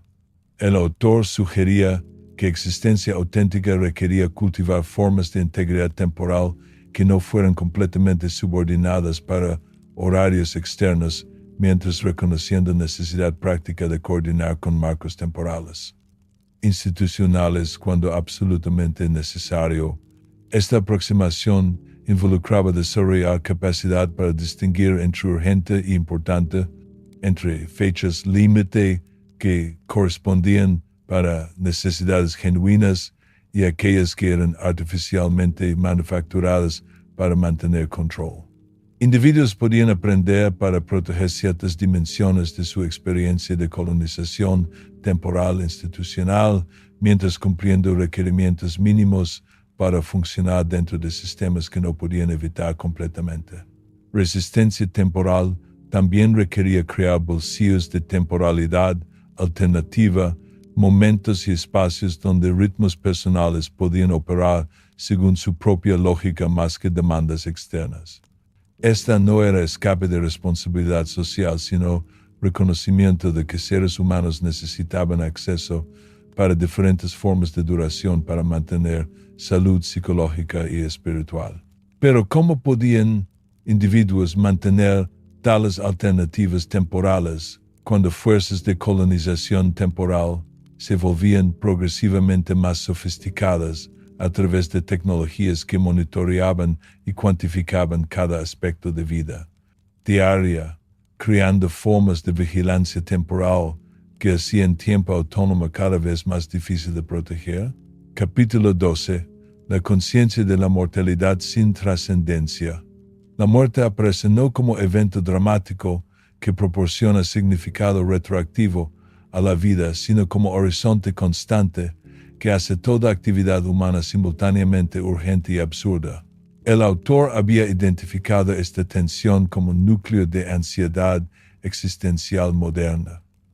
Debemos actuar como si nuestras acciones importaran eternamente, sabiendo que importan apenas temporalmente. Mortalidad crea presión para hacer decisiones significativas mientras ausencia de marcos trascendentes hace todas las decisiones aparecer como arbitrarias. En el proceso, la ejecución de Joseph K. llega sin ceremonia o explicación final que proporcionaría sentido retroactivo a sufrimientos que había experimentado durante el proceso legal.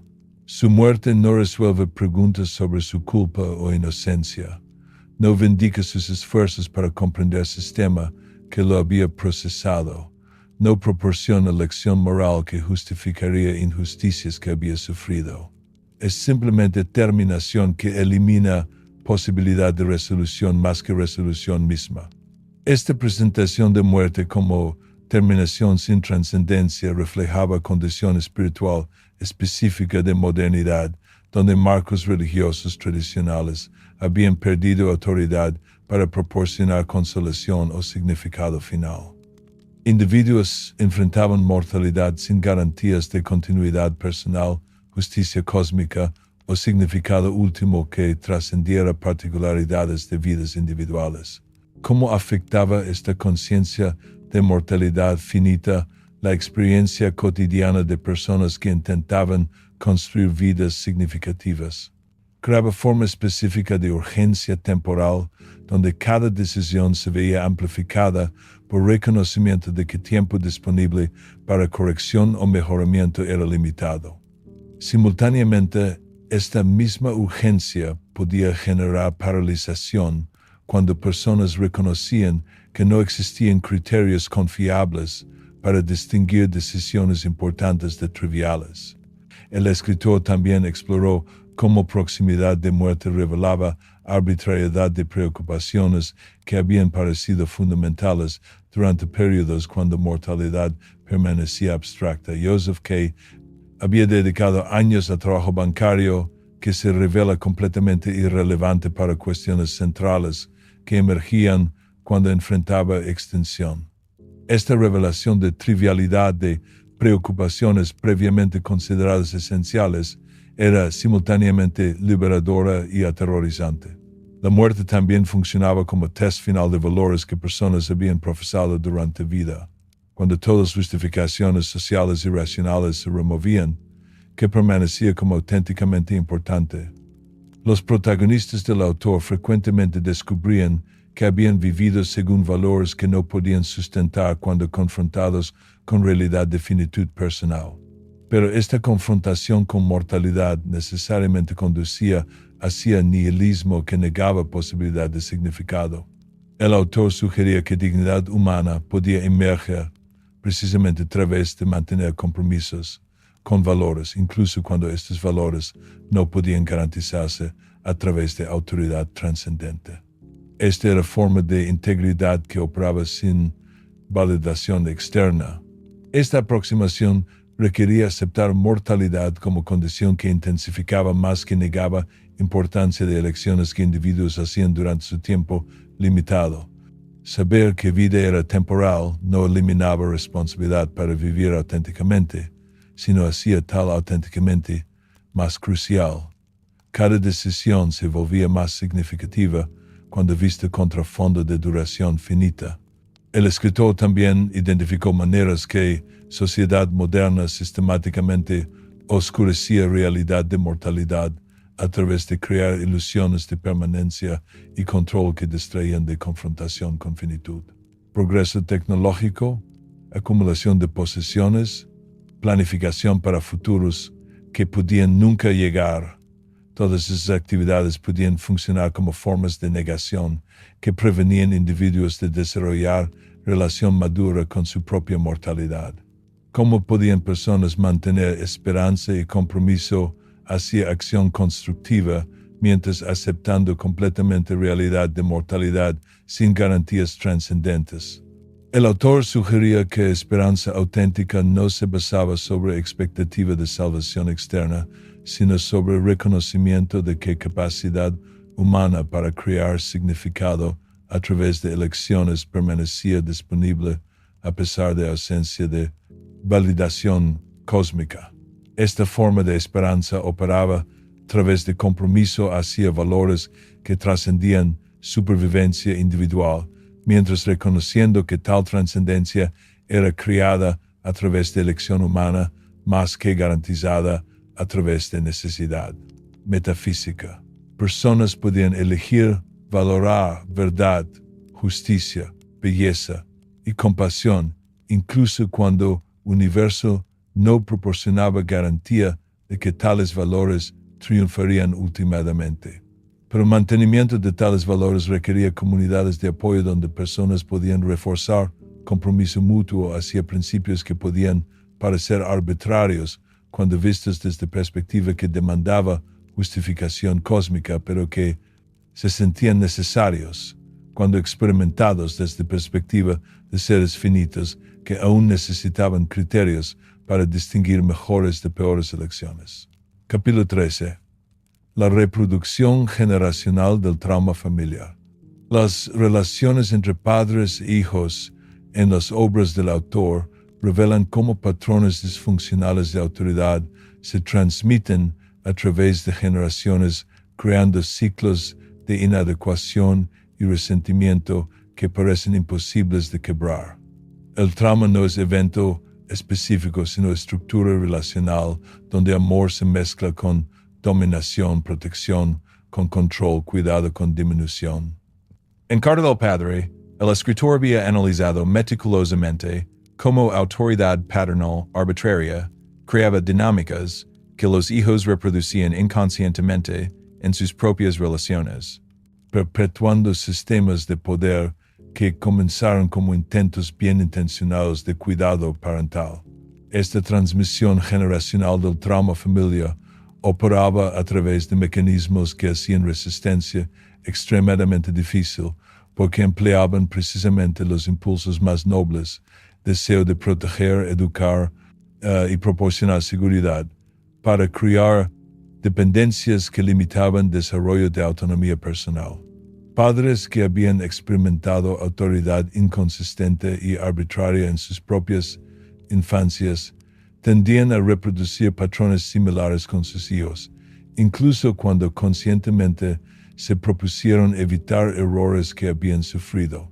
¿Cómo funcionaba exactamente esta reproducción de trauma a través de generaciones? Primero, a través de crear atmósferas emocionales donde niños desarrollaban ansiedad crónica sobre su adecuación para cumplir expectativas que cambiaban impredeciblemente. Padres establecían estándares para comportamiento, pero estos estándares variaban según humores, circunstancias y factores que niños no podían anticipar o controlar. Esta inconsistencia enseñaba a niños que seguridad dependía sobre su habilidad para leer y responder para estados emocionales adultos más que sobre principios claros y confiables. Segundo, a través de mezclar cuidado genuino con formas sutiles de control que hacían resistencia sentirse como ingratitud. Padres proporcionaban apoyo material y atención emocional mientras simultáneamente socavando sentido en desarrollo del niño de autonomía a través de decisiones, juicios y intervenciones que comunicaban falta de confianza en capacidad del niño para funcionamiento independiente.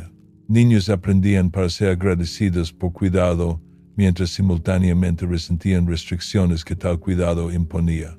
Tercero, a través de crear dinámicas familiares donde necesidades individuales se subordinaban para mantener armonía familiar, lo cual frecuentemente significaba mantener autoridad y comodidad parental.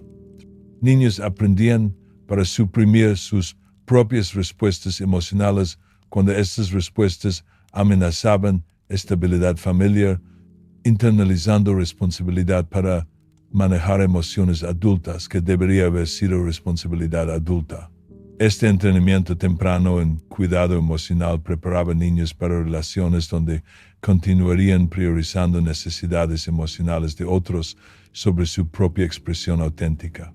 ¿Por qué estos patrones persistían incluso cuando individuos reconocían su naturaleza problemática y conscientemente intentaban crear diferentes formas de relación en sus propias familias?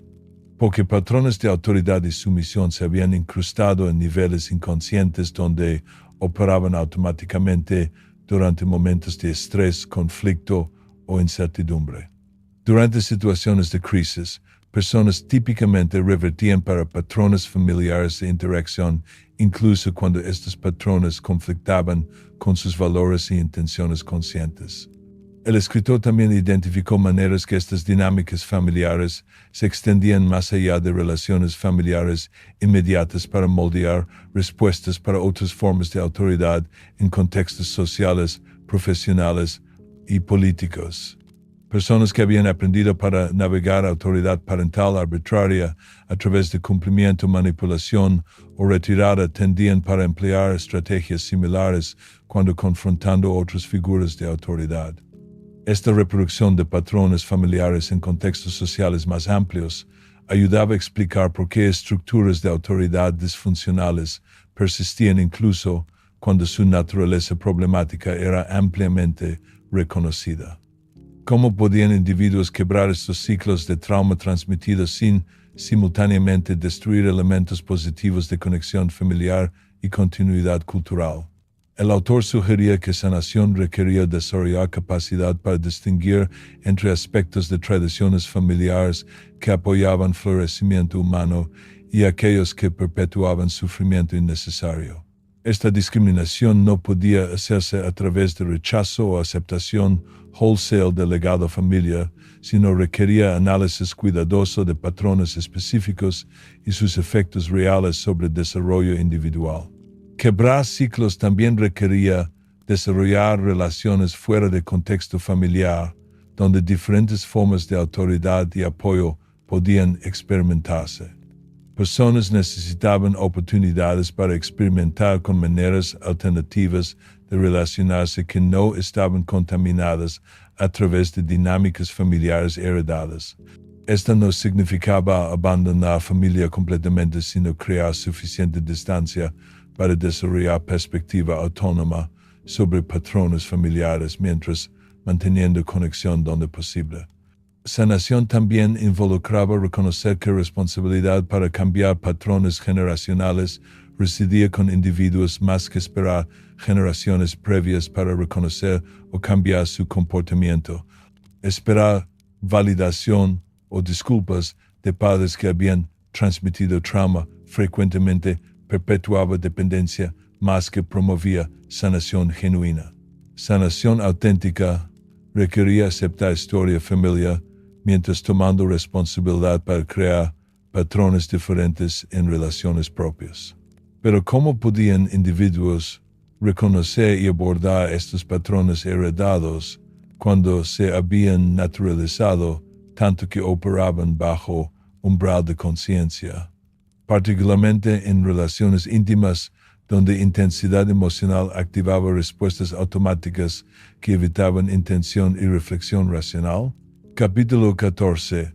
La economía libidinal del poder y degradación. La sexualidad en las obras del autor aparece como territorio donde poder, humillación y deseo se entrelazan de maneras que transforman relaciones íntimas en sitios de dominación en lugar de conexión auténtica. Atracción sexual vuelve personas vulnerables a explotación, mientras posición de poder sexual permite manipulación de otros. Esta no es corrupción individual, sino estructura sistemática donde dimensiones más íntimas de experiencia humana son colonizadas por lógicas de control social que convierten incluso relaciones que deberían ofrecer refugio de alienación social en extensiones de patrones de objetificación que caracterizan otras esferas de vida moderna. En el proceso, las mujeres que Joseph K. encuentra están sistemáticamente conectadas con funcionamiento del sistema legal que lo procesa, pero estas conexiones operan a través de canales sexuales que confunden límites entre vida personal y administrativa. Lenny, amante del abogado, ofrece ayuda sexual que está directamente relacionada con su caso legal. La esposa de Lugia del tribunal se convierte en objeto de deseo que complica su navegación del sistema judicial. Estas relaciones revelan cómo poder burocrático penetra dimensiones más privadas de experiencia humana, través de crear dependencias que explotan vulnerabilidad sexual para mantener control administrativo. Las mujeres en estas narrativas frecuentemente funcionan como intermediarias que poseen información o influencias sobre funcionarios masculinos. Pero este acceso viene a través de relaciones que las reducen para instrumentos más que tratarlas como personas con sus propios intereses autónomos. ¿Por qué el autor conectaba sistemáticamente sexualidad con corrupción de justicia y poder administrativo? Porque había identificado maneras que sistemas de control moderno operaban a través de colonizar todas las dimensiones de experiencia humana, incluyendo aquellas que tradicionalmente habían sido consideradas más privadas y autónomas. Deseo sexual se convertía en otro vector, a través cual poder institucional podía extender su alcance en conciencia individual. Esta colonización operaba a través de crear situaciones donde satisfacción de necesidades básicas, incluyendo intimidad sexual, se volvía dependiente sobre cumplimiento con requerimientos institucionales. Personas descubrían que su acceso para conexión humana era mediado a través de sistemas que demandaban conformidad como precio para participación en relaciones que deberían haber sido gobernadas, a través de atracción mutua y cuidado más que conveniencia administrativa. El escritor también exploró maneras que relaciones sexuales mismas replicaban patrones de autoridad y sumisión que caracterizaban otras formas de organización social. Partnerships íntimas frecuentemente desarrollaban dinámicas donde una persona ejercía control sistemático sobre otra a través de explotar vulnerabilidades emocionales que intimidad creaba. Atracción física se convertía en mecanismo a través cual poder podía ejercerse más sutilmente, pero no menos efectivamente que autoridad institucional formal. ¿Cómo distinguir relaciones sexuales saludables que aumentaban dignidad humana de aquellas que extendían patrones de dominación en contextos íntimos?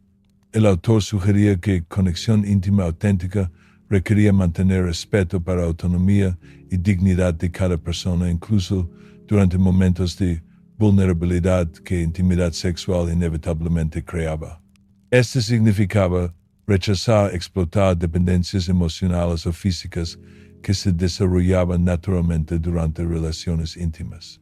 Esta aproximación requería desarrollar conciencia sobre maneras que patrones sociales más amplios de poder y control podían infiltrar relaciones íntimas sin ser explícitamente reconocidos. Personas necesitaban examinar sus propios comportamientos para determinar si estaban tratando partners íntimos como individuos autónomos con derecho para respeto o como objetos para ser manejados a través de varias formas de manipulación. Psicológica. Sanación sexual también involucraba reconocer maneras que experiencias familiares tempranas con autoridad y control habían moldeado expectativas sobre relaciones íntimas de maneras inconscientes. Personas que habían aprendido para navegar dinámicas familiares a través de cumplimiento, manipulación o retirada frecuentemente reproducían estos patrones en relaciones íntimas donde buscaban sea controlar otros o ser controlados a través de otros según scripts familiares que se sentían normales incluso cuando generaban sufrimiento. Pero ¿cómo podían individuos reconocer estos patrones cuando operaban a través de canales que parecían precisamente más naturales y espontáneos? Atracción sexual frecuentemente enmascaraba dinámicas de poder que serían obvias en otros contextos, haciendo relaciones íntimas sitios donde dominación podía ejercerse mientras aparentando ser expresiones de cuidado mutuo y afecto. El autor sugería que desarrollar relaciones íntimas auténticas requería disposición para examinar estas dinámicas cuidadosa y consistentemente, más que asumir que atracción sexual garantizaba relación saludable.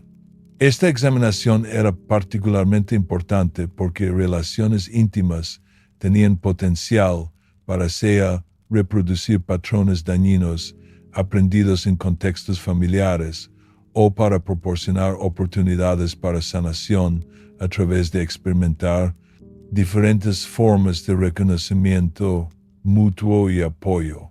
Capítulo 15. La creación artística como resistencia imposible.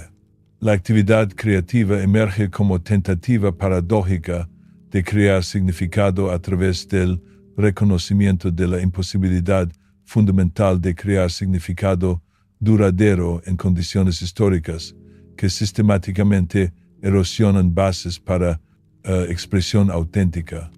Escribir se convierte en forma de oración sin Dios, comunicación sin garantía de comprensión, resistencia a deshumanización a través de medios que pueden ellos mismos deshumanizar. El arte no ofrece consolación o resolución, sino que mantiene vivos problemas existenciales que sociedades modernas prefieren olvidar. Para el autor, creación artística no proporcionaba escape de condiciones opresivas de modernidad, sino manera de mantener conciencia crítica de estas condiciones cuando todas las otras formas de resistencia habían sido neutralizadas o cooptadas por sistemas que se beneficiaban de confusión y pasividad. Escribir documentaba experiencias que instituciones preferían permanecer invisibles, mientras simultáneamente reconociendo que tal documentación no constituía solución para problemas que describía. Esta paradoja central de creación artística en contextos modernos, necesidad de expresión combinada con reconocimiento de su inadecuación última, reflejaba contradicción más amplia de existencia humana en circunstancias que demandaban acción mientras proporcionando criterios no confiables para determinar qué formas de acción podían ser significativas. Artistas confrontaban más directamente que otras personas. Tensión entre impulso para crear significado y reconocimiento de que significados creados a través de esfuerzo individual permanecían vulnerables para fuerzas históricas que podían destruirlos sin aviso. ¿Por qué creación artística, no obstante, permanecía importante a pesar de su incapacidad para proporcionar soluciones duraderas para problemas existenciales que abordaba? Porque mantenía vivas preguntas sobre significado, identidad y responsabilidad moral en periodos históricos que sistemáticamente oscurecían estas preguntas, a través de enfocar atención sobre problemas técnicos que podían resolverse sin abordar cuestiones más profundas sobre propósito y valor de existencia humana. El arte funcionaba como forma de testimonio que preservaba registro de experiencias que instituciones dominantes tenían interés en olvidar o tergiversar. A través de atención cuidadosa para detalles de vida diaria que revelaban patrones más grandes de deshumanización, obras artísticas creaban archivo de experiencia humana que podía proporcionar recursos para esfuerzos futuros hacia existencia auténtica, incluso cuando circunstancias inmediatas ofrecían poca esperanza para tal autenticidad. Esta función testimonial de arte operaba a través de precisión en observación y descripción que revelaba dimensiones normalmente invisibles de experiencia.